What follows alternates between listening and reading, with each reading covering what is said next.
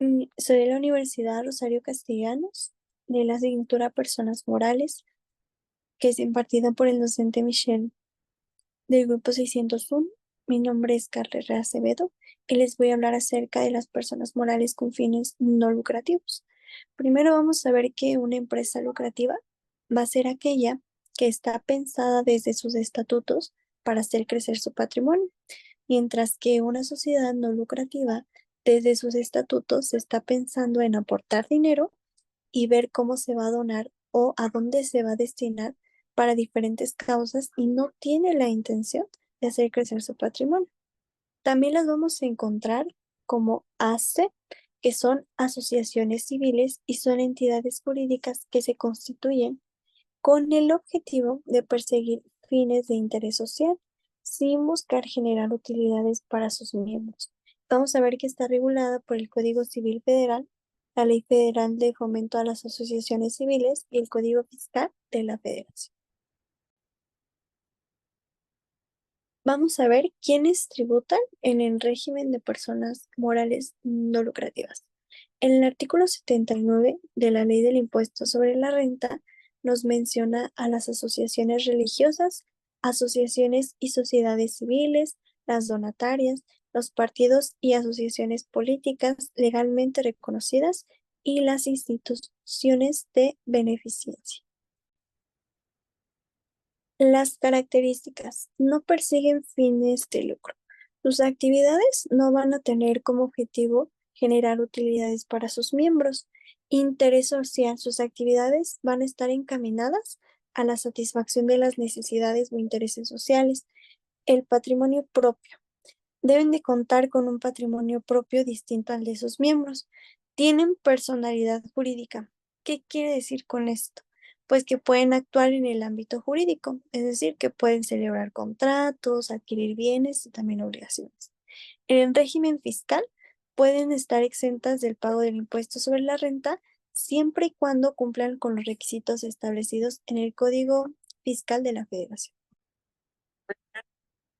Las obligaciones que tienen es estar dados de alta, el RFC, expedir comprobantes fiscales, llevar la contabilidad desde el inicio de sus operaciones, tal y como nos lo establece el Código Fiscal de la Federación en el artículo 28, que nos dice que son libros, sistemas y registros contables, papeles de trabajo, estados de cuenta, cuentas especiales, libros y registros.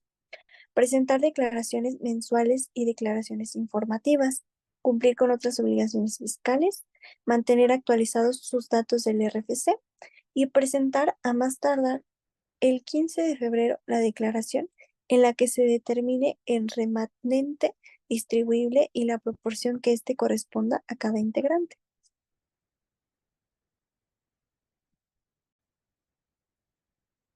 Bien, ahora vamos a ver un organigrama en donde nos dice actividad no lucrativa. Son los ingresos propios y los ingresos no propios. Aquí nos aparece un pastelito que es la venta y nos dice no proviene de sus socios o integrantes. Entonces los ingresos propios menos los gastos nos van a dar igual al remanente.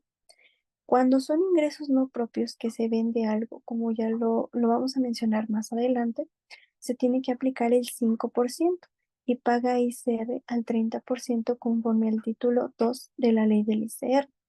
Después, en remanente, es distribuible a socios, paga ICR de acuerdo al régimen fiscal del socio persona física o persona moral.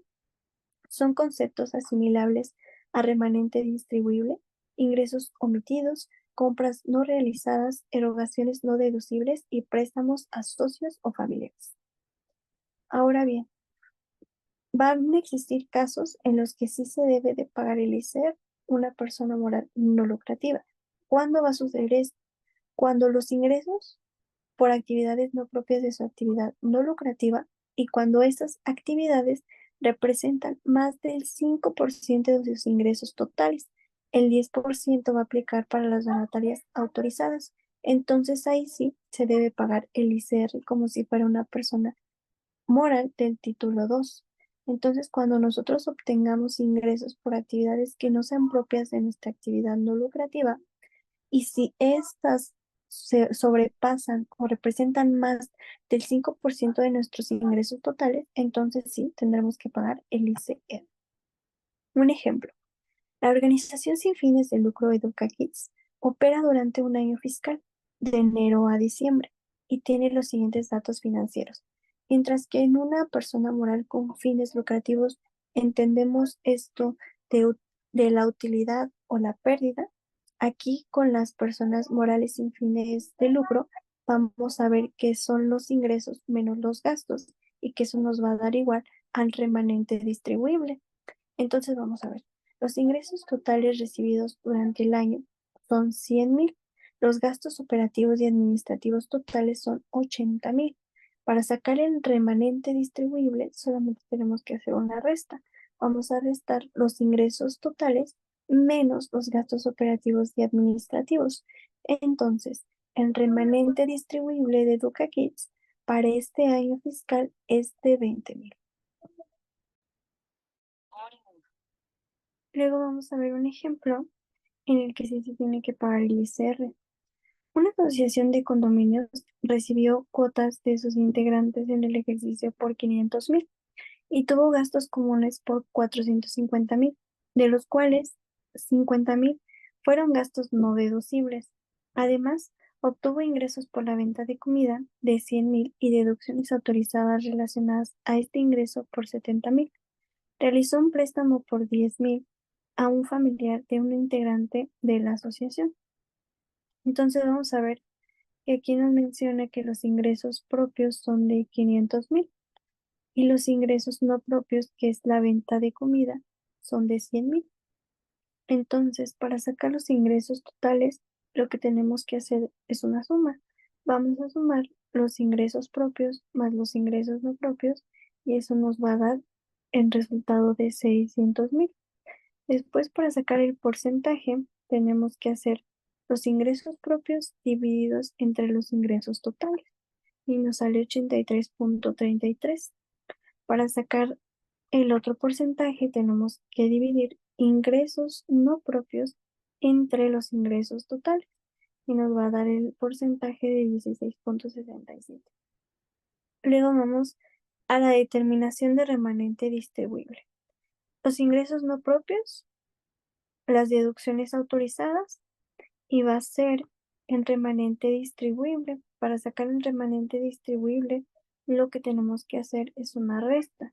Vamos a restar los ingresos propios menos las deducciones autorizadas y nos va a dar el resultado del remanente distribuible, que ya habíamos visto que era la diferencia entre los ingresos y los gastos.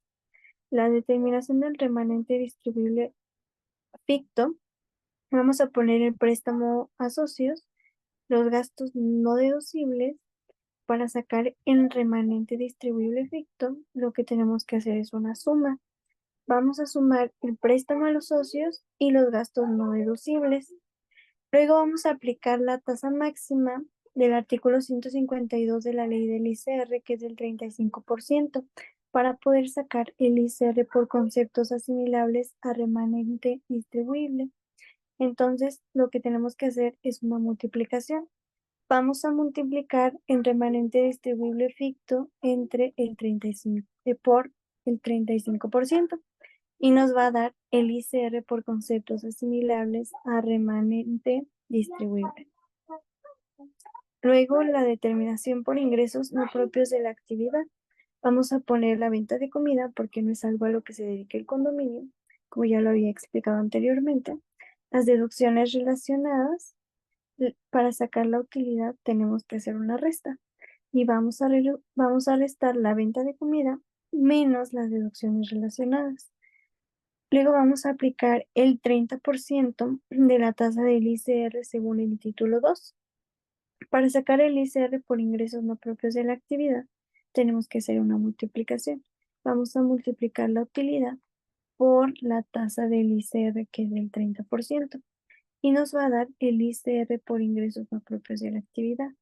El ICR a pagar total lo vamos a sacar haciendo una suma. ¿Qué vamos a sumar? Vamos a sumar el ICR por conceptos asimilables a remanente distribuible más el ICR por ingresos no propios de la actividad y nos va a dar el total del ICR a pagar total. En la página de Servicios de Administración Tributaria, el SAT, nos habla de personas morales con fines no lucrativos y vamos a encontrar, entre otras, se consideran personas morales con fines no lucrativos las siguientes. Y nos aparecen las asociaciones religiosas, que eran las que yo mencionaba anteriormente. Nos dice que son congregaciones que tienen como el fin el ejercer culto a una divinidad. Para efectos fiscales se considerarán a las iglesias y demás agrupaciones que obtengan su correspondiente registro constitutivo ante la Secretaría de Gobernación en los términos de la Ley de Asociaciones Religiosas de Culto Público, ya que es a través de este registro como se tiene la personalidad jurídica.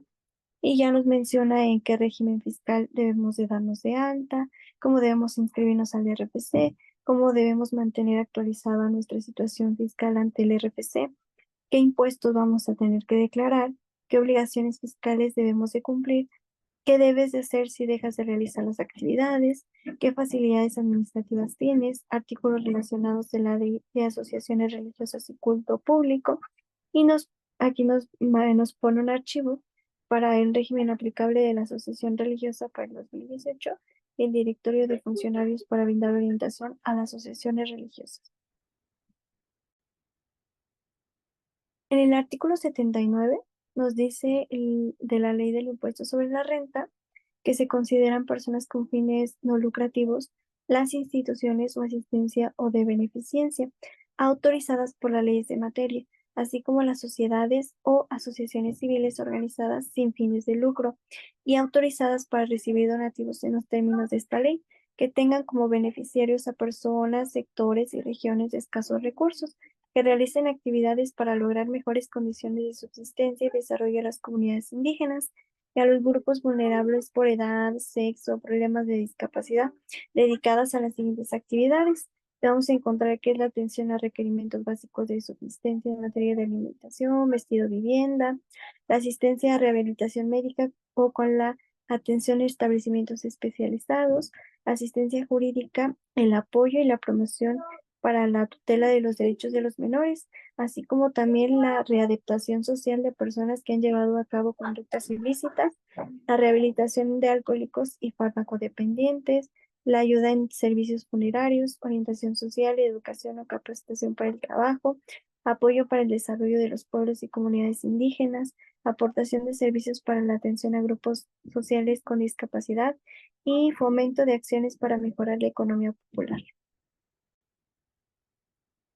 En el artículo 79 nos dice de la ley del impuesto sobre la renta que se consideran personas con fines no lucrativos las instituciones o asistencia o de beneficencia autorizadas por las leyes de materia, así como las sociedades o asociaciones civiles organizadas sin fines de lucro y autorizadas para recibir donativos en los términos de esta ley, que tengan como beneficiarios a personas, sectores y regiones de escasos recursos que realicen actividades para lograr mejores condiciones de subsistencia y desarrollo de las comunidades indígenas y a los grupos vulnerables por edad, sexo, problemas de discapacidad, dedicadas a las siguientes actividades. Vamos a encontrar que es la atención a requerimientos básicos de subsistencia en materia de alimentación, vestido, vivienda, la asistencia a rehabilitación médica o con la atención a establecimientos especializados, asistencia jurídica, el apoyo y la promoción para la tutela de los derechos de los menores, así como también la readaptación social de personas que han llevado a cabo conductas ilícitas, la rehabilitación de alcohólicos y farmacodependientes, la ayuda en servicios funerarios, orientación social, educación o capacitación para el trabajo, apoyo para el desarrollo de los pueblos y comunidades indígenas, aportación de servicios para la atención a grupos sociales con discapacidad y fomento de acciones para mejorar la economía popular. También en la página nos dice qué pasa si no cumplimos con alguna obligación fiscal.